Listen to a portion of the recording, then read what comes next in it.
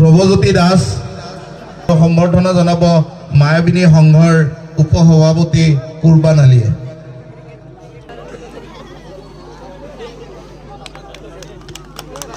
এইবাৰ আমি সম্বৰ্ধনা জনাম আফজালুৰ ৰহমান, তেখেতক এখন ফুলাম গামোচাৰে সম্বৰ্ধনা জনাব ৰফিক আলীয়ে।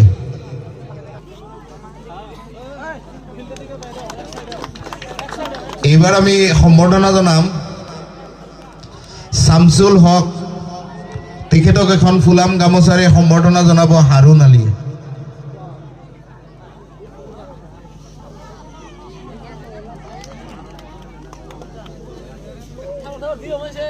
নাম আমাৰ গাঁৱৰে বিশিষ্ট ব্যক্তি আফজালুৰ ৰহমান, তেখেতক এখন ফুলাম গামোচাৰে সম্বৰ্ধনা জনাব ৰমজান আলীয়ে।